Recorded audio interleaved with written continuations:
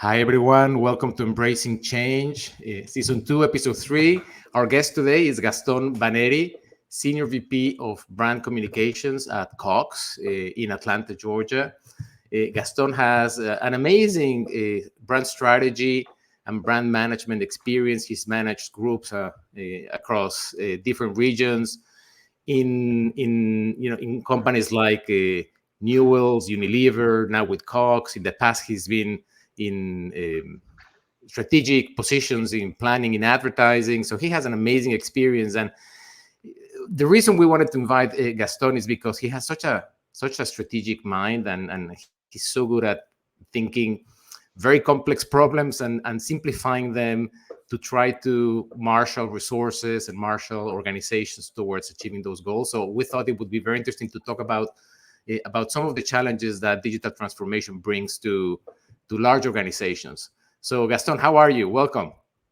Doing great, Gerardo. Very good to see you. Thank you so much. As I said, you're connecting from Atlanta, but why don't you let our audience know a little bit more about yourself, a little bit more than what I could do in 15 seconds. Okay. So I'm originally from Argentina, and I moved to the US about 20 years ago. I did most of my career at a company called Unilever that some of your audience may be familiar with, working in a variety of business, but many brands that people would be familiar with, like Dove, Axe, Degree. Um, also worked in food businesses at Unilever, both in Latin America and based in New York, but mostly working for other regions. A lot of work for Asia, Europe, and other places. And that's kind of my school. That's where I learned how to do it. I Which is worked a in places fantastic, before. it's a fantastic brand school. I mean, it's for anybody who's in marketing. Unilever is one of the companies that provide such a platform for marketing to flourish, right? It's a great school to learn. Yes, I agree. It's a huge privilege, and also I was very lucky to be working out of New York in a particular point in time. I worked with a couple of who became a couple of the most legendary marketers of the generation before me. So being able to work for people that were so much better than I am Uh-huh. is a phenomenal learning opportunity and inspiration. So I Who can was that? always Who was that? That so the two people that were remarkable. Silvia Lagnado is one. She has many amazing accomplishments, but she's very famous for having created the campaign for Real Beauty for Dove, Oh, wow. and being part of that journey. And that happened as I was working in that team. I can't take any credit for it. I was there as it was happening. I was Well, you were junior at the part of the time. team. You were part of the team. I was part of the That's team. I something. may have had one or two ideas, but not the most important ones for sure. Most of the big ideas were hers, and just Yeah. seeing her lead through that what now seems like a very reasonable and smart thing to do, but at the time seemed incredibly risky and out of the box. Hmm. So it was great. I also worked for a guy called Steve Miles, who at the time was leading up a brand that's very big in Asia. Maybe it's big here, but maybe less known. Vaseline in Asia is a much richer brand, and we did a lot of our work for Asia and Africa and Europe. Steve Miles then went on to lead the Dove brand through the last Hmm. few years, and a lot of the great advertising that people may remember from the last decade from Okay. Dove is work that he did before retiring a couple of years ago. So two unbelievable marketers, and having had the privilege of working for them. I will always strive to be as good as they are, Of and course. probably never get there. But yeah, so Unilever basically my school, and then I moved to Atlanta with a Unilever team to work in a company called Newer Brands. Company best known for a bunch of brands like Sharpie and Graco and Rubbermaid and a bunch of durables.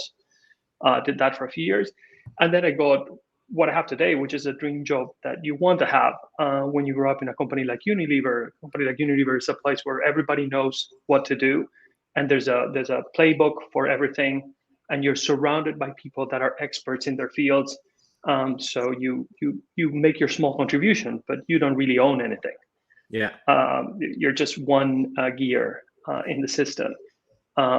When I was brought into Cox, Cox is a cable company, traditionally mostly an internet provider. It's a big brand, a $13 billion brand. So big brand, even for Unilever standards. It's bigger than any Unilever brand individually. And the opportunity to lead the brand and decide what the brand's going to be and how the brand's going to act. So finally, after years of training around everybody telling you what to do, it's your turn to decide what to do.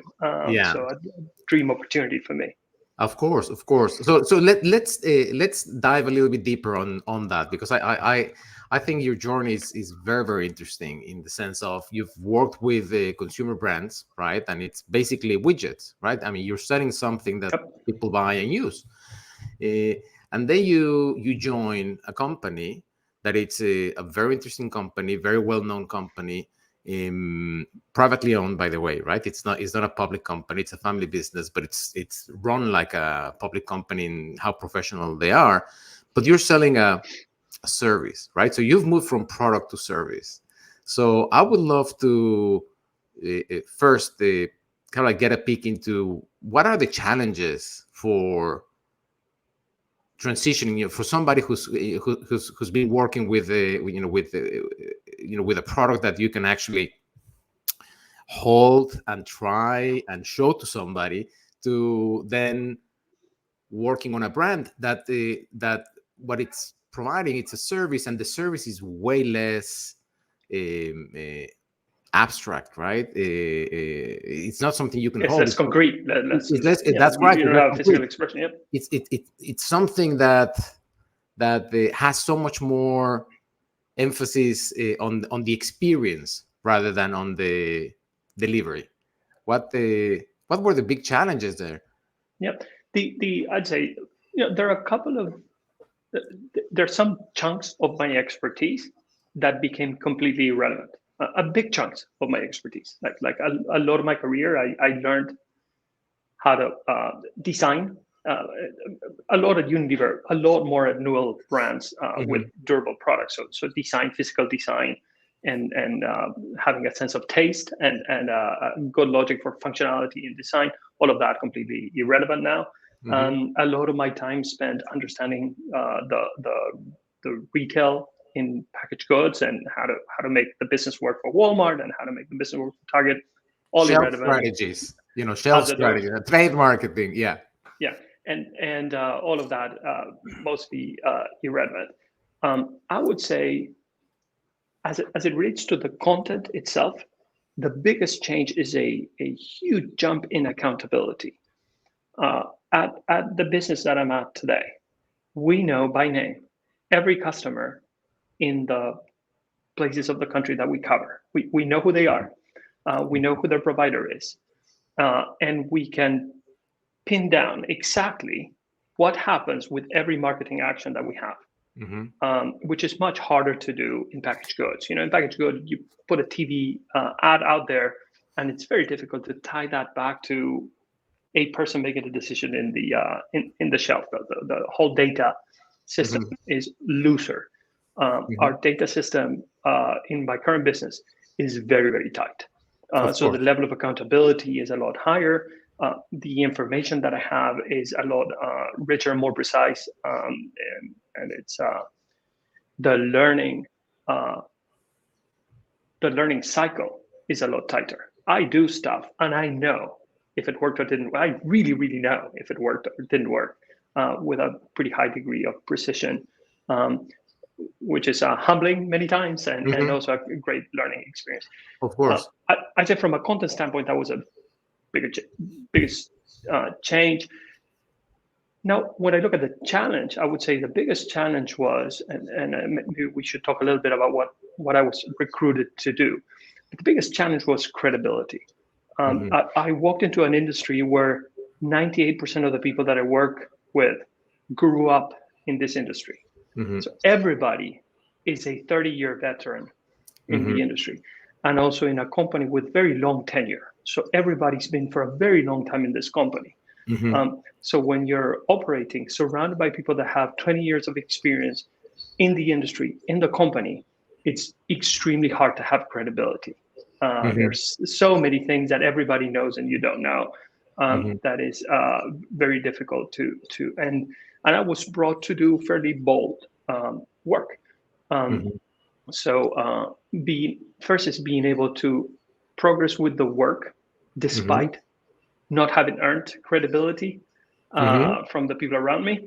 And as I earned credibility, trying to earn it as fast as I could in order to continue to push the agenda and the work that I wanted to get done. So the whole credibility thing, whatever new thing I was proposing, people could always say, "Well, you don't understand the business." Right? Yeah.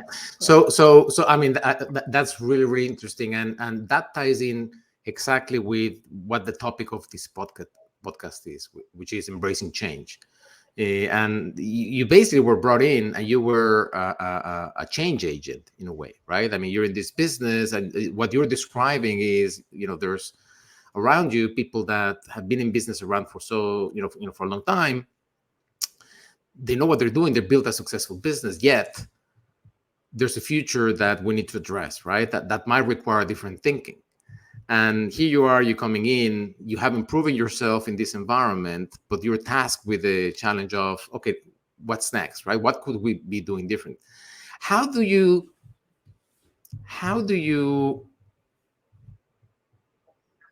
influence, or how can you be able to facilitate people around you that have been in an environment like this to embrace change, to think differently, to allow themselves to try something? How does that work?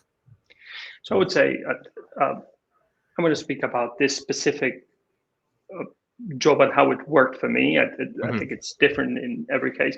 There were a couple of so first is sort of skip to the end. I managed to do a lot of what I wanted to do, a lot. So I'm very pleased with being able to change the direction of things more than I expected, probably. Now, the couple of things that were key. One is the guy that hired me. I chose to work for a company. I chose to work for a guy, and I didn't make a mistake there. That was probably the most important good decision that I made walking into this. The guy that hired me, my boss until recently, he is phenomenally good. He's a former Unilever guy. He understood how you manage a good quality brand. So he knew what good brand management looked like. He brought me in as an SVP of brands, and he had a sense of what success could be. He had a clear mission for me. He had a sort of very short way to express it. He said, we're a huge company with a company name, but we don't have a brand. Your job is to turn the company name into a brand and everything that comes with that. And he had built credibility. So he came into the company 5 years ahead of me, had built his own credibility. He was very decided and determined to turn the name into a brand and to foster a culture of customer centricity and brand centricity. So I knew I had both the support, but also the skill set and the ability and the understanding from him. And he's very good. He's the best boss I've ever had. Okay, so that's important to have the support of an executive member, right? Have a sponsor, almost a sponsor in a way. And nothing beats working for an outstanding boss, like working for really smart people. And the opposite is true. There's nothing worse than working for a fool, right? It's fantastic to work for a very good boss, which was the case. And he's now the CEO of the company very recently, but he's been my boss all through the 7 years I've been at Cox. So that was key. The other key thing is I found 2 and then 3 people at the company that had a lot of experience in the company, a lot of credibility that I recruited into my team. And I basically rode their credibility through the first 3-4 years. I had very competent people that had been in the company for a very long time. So if you don't believe me in this, you do believe this guy, and you've worked with him for the last 15 years. So you know you can trust him, and this is what we want to do. So I think I had a lot of borrowed credibility. Of So I course. had very good senior support and a lot of borrowed credibility to go with, and then you go with your skills and your persuasiveness and whatever's left there. But picking, and those were early decisions that I made, because I could have chosen to bring people from the outside that had similar background to mine.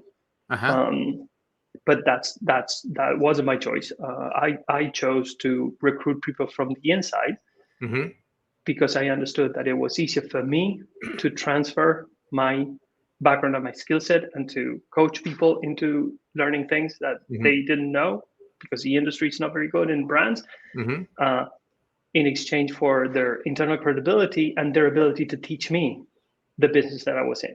Of course. So instead of bringing up a whole bunch of new sort of people that were trained they look like you in a similar way. They look exactly. like you. Yeah. I recruit people that were very different background, and I learned from them. They learned from me, and together we built the credibility base. Of course.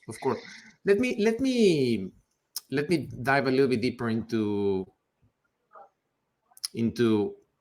some of the challenges of any organization, right? Which is digital transformation, right? We know that, especially with the last 18 months, digital has accelerated. Digital transformation has accelerated years and has compressed into the last 18 months, right? What we were expecting to happen in the next 5 years probably started happening, within 18 months. Has that been the same for your industry right now? And if yes, are there any new consumer behaviors that you're seeing that they weren't here 18 months ago? I think our themes are similar to the themes of many other industries. What we saw is a change that was going to happen and that was happening get accelerated very, very quickly. So a big part of the change for us is very operational. But think about an internet company. A lot of what we do is you call us, you say you want internet, and then we send a guy or a gal, mostly guys, to your house to do some cable work in your home and get your internet, your TV working. And suddenly, that guy couldn't cross the threshold of your house. So that was a very violent change for us. Of course, because we had to figure out how do we provide these services without coming into your house. And people were creative, and we figured out ways, and we became a lot better in people being able to manage their own service and install their own stuff, all the way from being able to guide the customer virtually. First, the technician, like the first day, technicians are on FaceTime telling the customer, now standing on the outside of the house, telling the customer, do this, now do that, show me what you're seeing.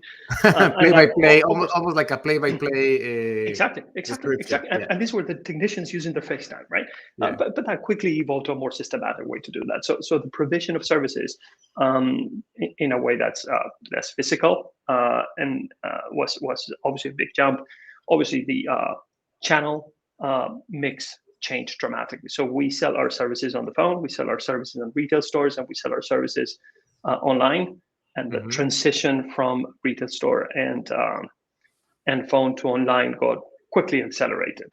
And that was not super easy, but a relatively easy thing to scale up because we were prepared. We had a good digital sales and service provision system, and it was just scaling it up. And all very beneficial to us. So because it's much cheaper to serve customers that way. Okay. So I say the same type of accelerations that retail stores and the role of retail stores changed a little bit. Of course, because you do have retail stores where people come in and they exchange equipment and or maybe subscribe to some of the services, right? And that's exactly the change that happened. People used to use the retail stores more to go buy, explore stuff. So that it was a sales location to some degree. Now it's much less so and much more of a service provision location. So that's where you take your box, pick up a box, etc. What about the customer journey? How's that changed because of digital transformation? So chiefly a migration of volume. We had, for most things that you would want to do, so there are 6 journeys that cover most of your interactions with a company like ours. All of those journeys had a digital version and some form of either on the phone or on the phone and in retail store version. What happened is we already had those journeys in parallel. So say if you becoming a new customer, that's one of the journeys, right? You can become a new customer by calling, by showing up in a retail store, or by doing it online. We already had those 3 journeys available because we always were channel of choice. Like we want to serve you whatever channel you want to be served. What happened is a lot of the volume got moved from one channel to the other. Okay, so it was a rebalancing of channels. But luckily, all of our digital journeys were ready. So this was a transfer of volume, but it didn't require to stand up.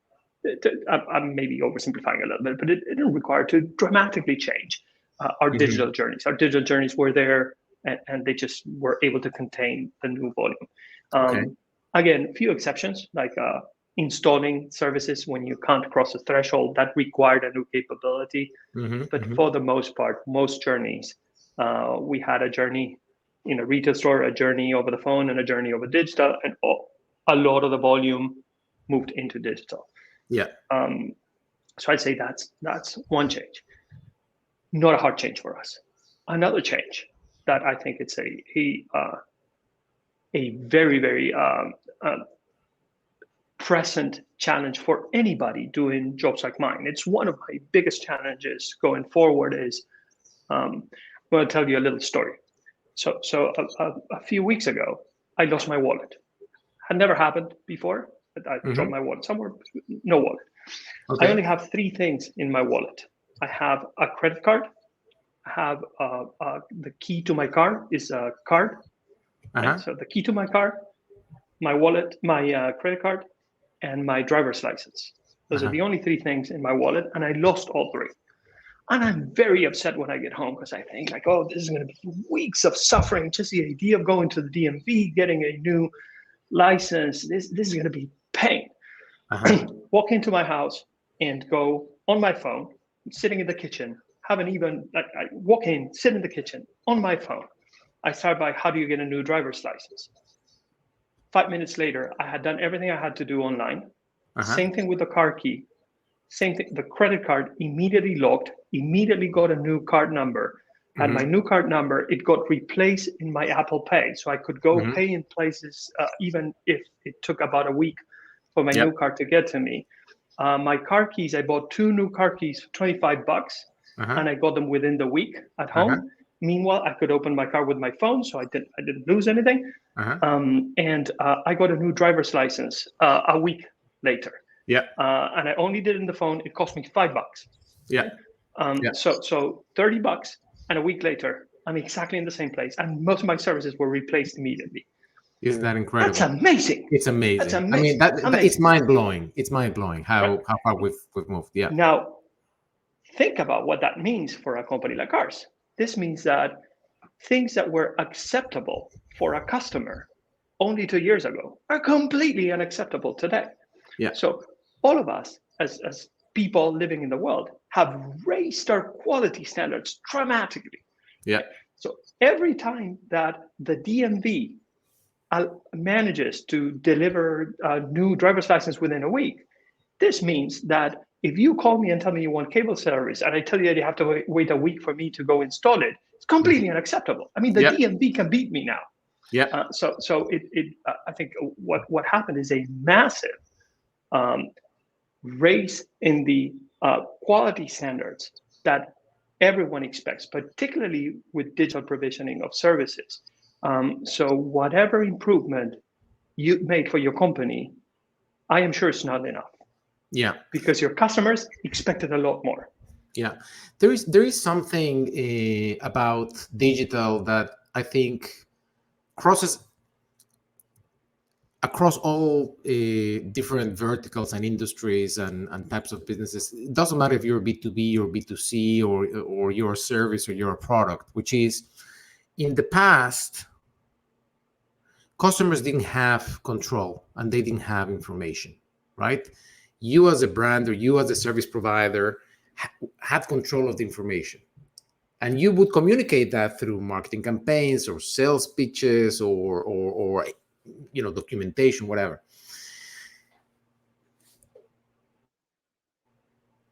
You look at any business now, and what we have an abundance of is information. And we have not only information that is provided by the company, but now we have information that is provided by other users that had an experience with our brand, right?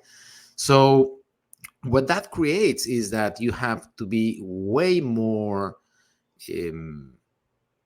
proactive in providing solutions, because those standards that people had years ago are totally out of the window. Now people expect much more from brands and service providers, right? So I'll give you an example. My son has a moped, right? That is an electrical moped, and the battery blew out. I mean, we have to change the battery. It doesn't run the amount of time it should be running. I'm not going to say the brand because I don't want to burn them, but it's impossible to figure out how to change that battery, right? I mean, I can take the battery, but how do I get the replacement? What is the right battery? There's no information about it. Well, when you look at other brands, their competitors, they have YouTube videos explaining how to change it. They have lots of resources on how you can do it yourself. I mean, they just make it easy. Well, guess what? Next time I'm going to be thinking of one of these other brands, because they just allow me to have control over what I want to do with with this product or how to fix it. Right now I have to go back to this provider to overpay for a fix that I could have done myself, right? Because it's just changing a battery. So I think businesses that don't realize that going forward, this is what customers will be expecting, are going to start losing market share, are going to start losing, because by the way, you look for reviews and you look at Reddit comments, and everybody's killing this brand because everybody's having this experience. And if somebody's reading those comments before making a purchase decision, they're going to go with a competitor, right?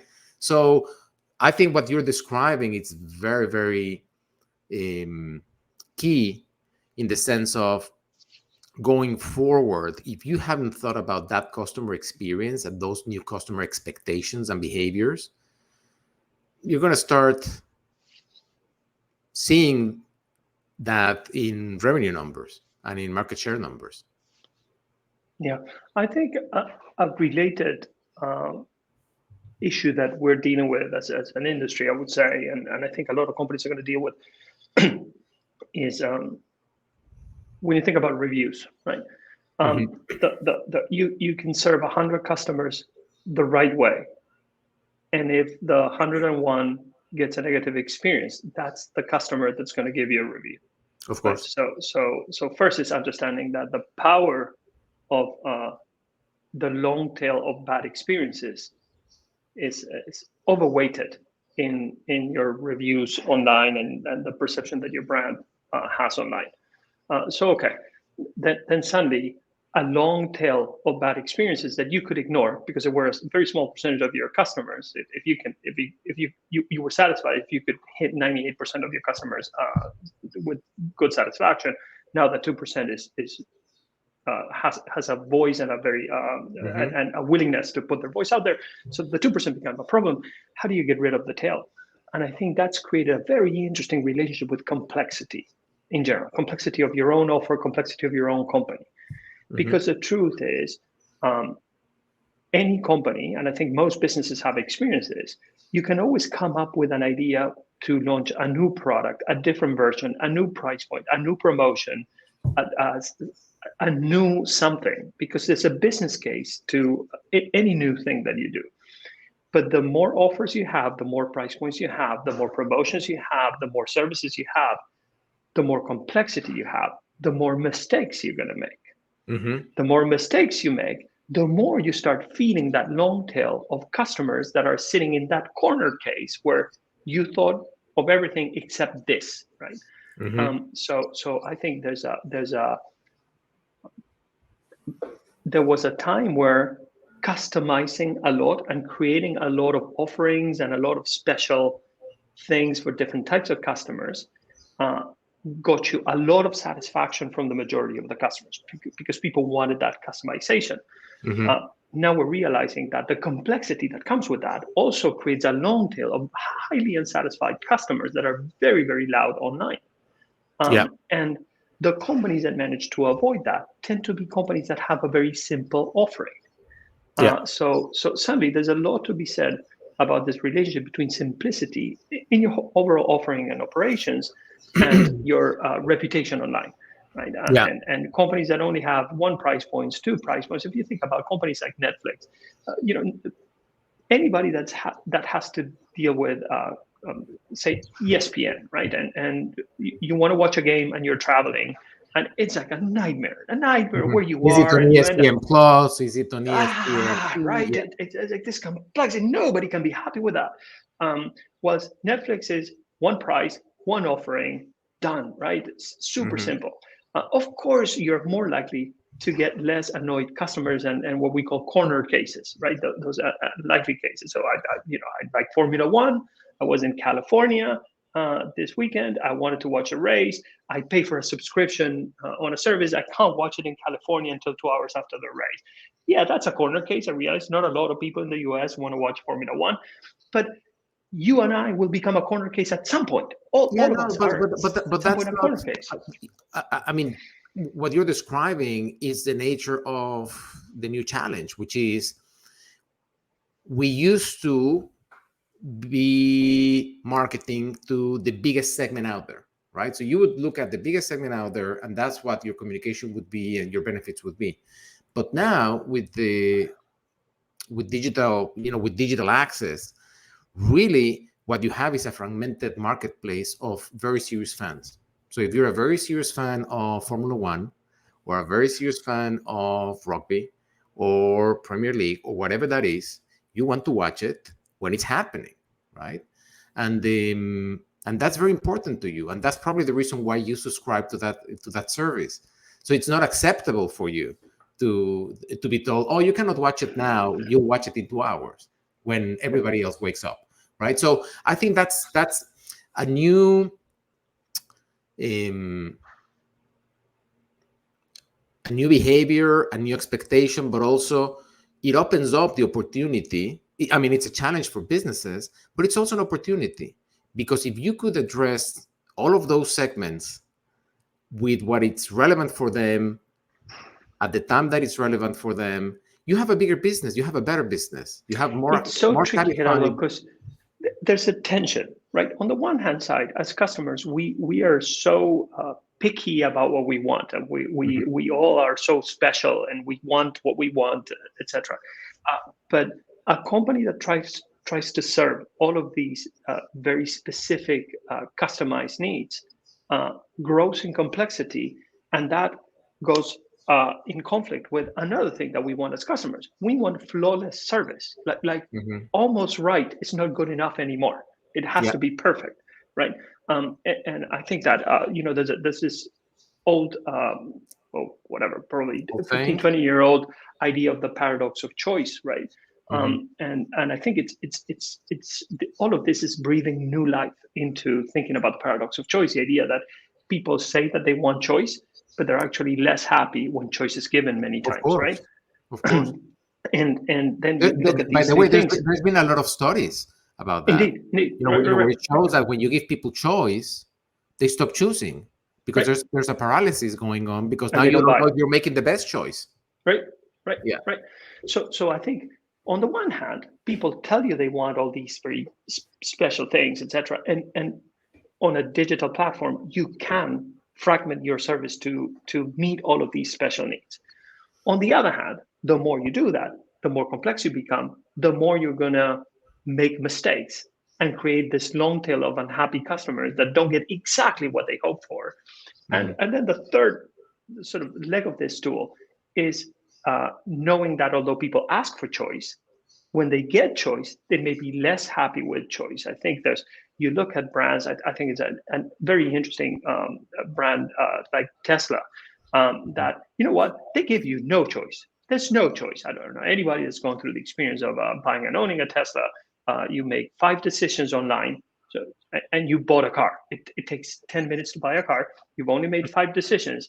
But the truth is, they're giving you no choice. The thing is what it is. They're going to give it to you whenever they want. They're going to give Mhm. it to you where they want.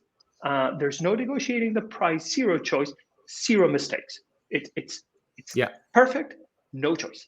And if having no choice doesn't work for you, then you're not a Tesla customer. End of story. Go move somewhere else. yeah, There you see a company taking a stand and saying, you know what, I'm going to reduce choice so that I can provide a flawless car with flawless service, and just accept that a lot of customers are not going to be okay with that. Apple brought that to the personal computing thing many years ago. The idea that they only had a very reduced number of choices, and you either like that or go buy somewhere else. of course. So there's a lot to be said, I think, for when offered the opportunity with digital platforms to do high customization and a lot of segmentation and very sophisticated fancy footwork. There's a lot to be said for brands that say, you know what, I'm not going to do any of that. I'm going to do one very simple, very clear thing, and I'm going to make it flawless so that people that want it love it, and let anybody else go buy something else. Sure. So I think those are choices that we marketers are given now, that are new and interesting and very strategic and important choices for our brands. Yeah, and I think as I hear you talking about this, I think the challenge is to identify where is the line, right? What is the balance, the right balance?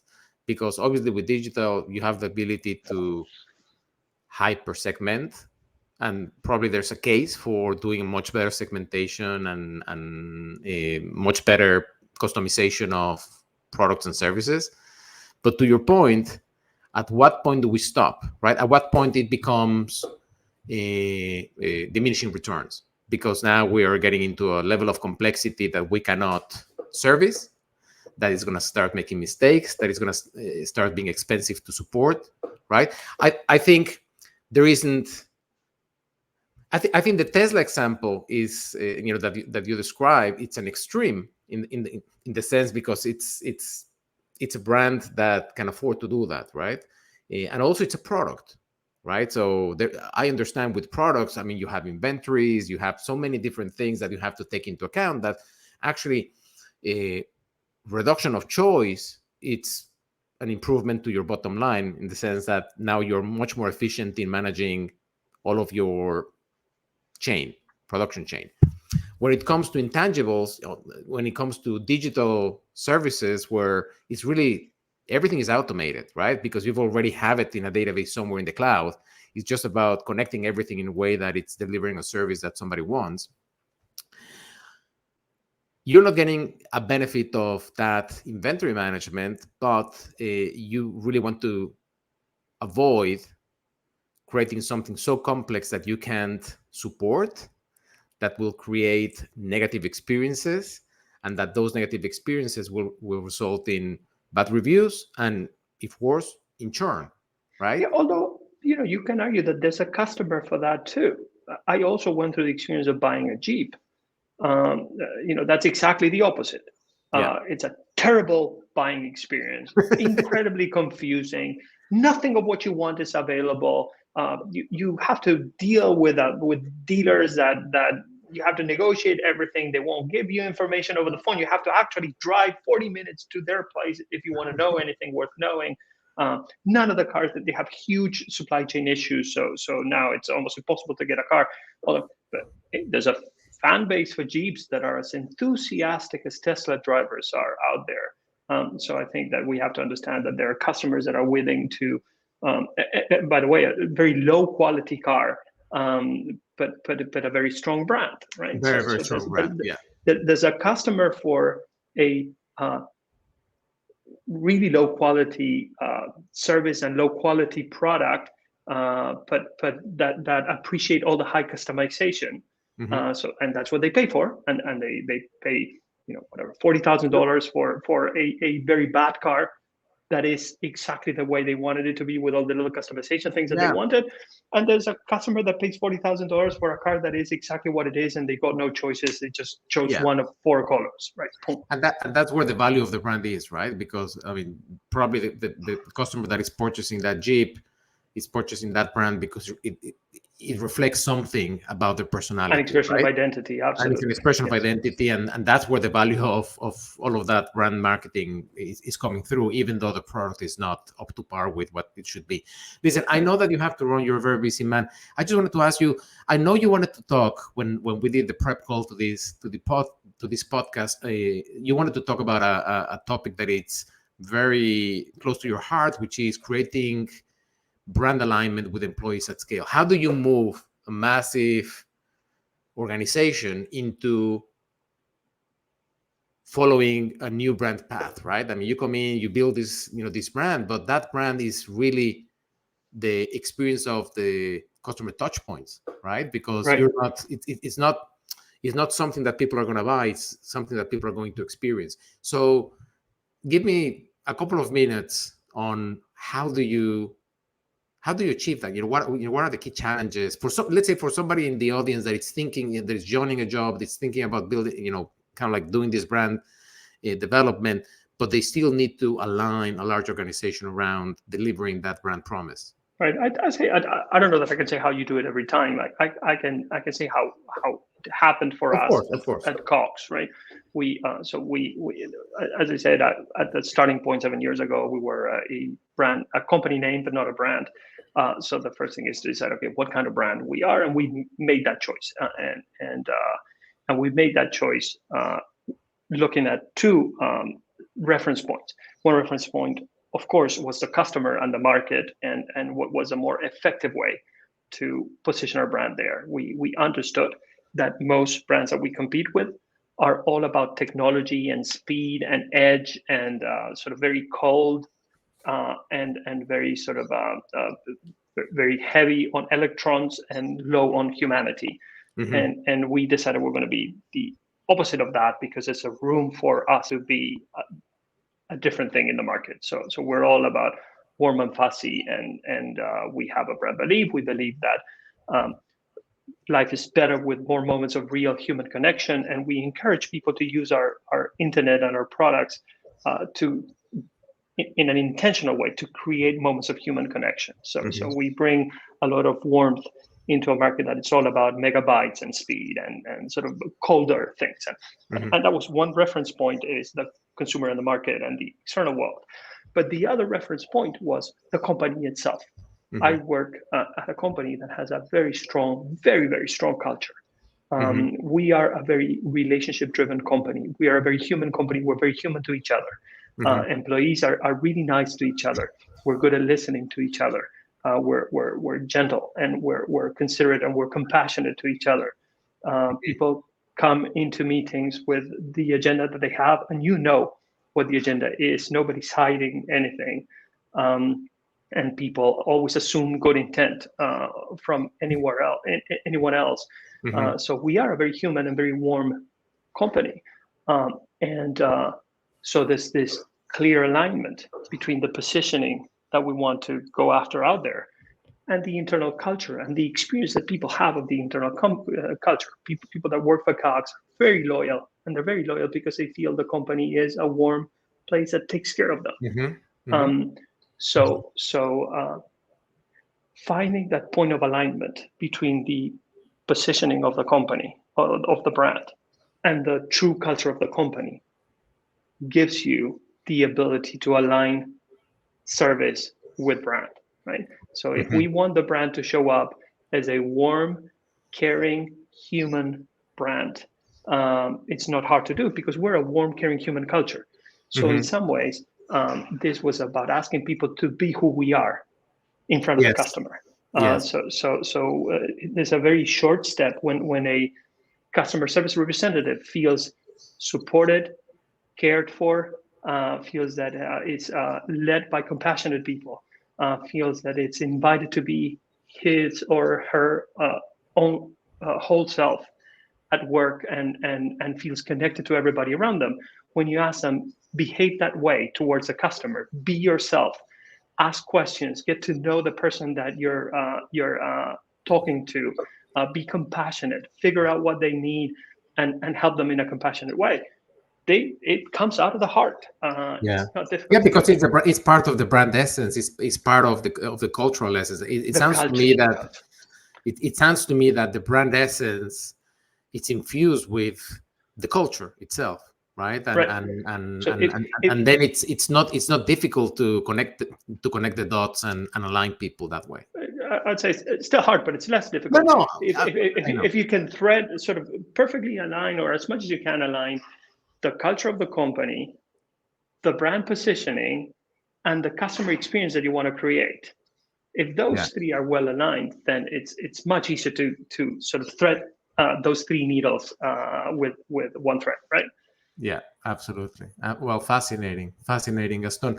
Listen, I know that we had until 10 today to talk. I appreciate your time. I mean, this has been a fascinating conversation. I think I could have spoken with you for another hour about this. You're obviously a very experienced guy, but also you're a great. I mean, you're great at explaining and describing things, and I appreciate your time. Um, I appreciate also the fact that I had the chance to not only interview here, but also collaborate with you on a couple of of of projects in kind of like in a pro bono way. I mean, In the nonprofit in world, the you nonprofit have world. done great work. I also work at the Latin American Association. I'm on Yeah. the board, and you've done phenomenal work Well, thank for you. us, Thank you. of which Appreciate it. Well, I we're appreciate very the grateful. I appreciate the invitation to help you with that. So, listen, thank you so much. I hope our audience learns a lot from this experience. Um, Anybody out there, if you ever want to connect with somebody that it's a great marketeer, look for Gaston on LinkedIn and connect with him, and build his audience. Gaston, thank you so much, and we'll if you're okay with it, we'll want to have you on, for another episode one of these days. I'll be happy to. It's always a pleasure to see you, Gerardo. Thank you so much. Have a good day. Okay. Take care. Bye. Bye.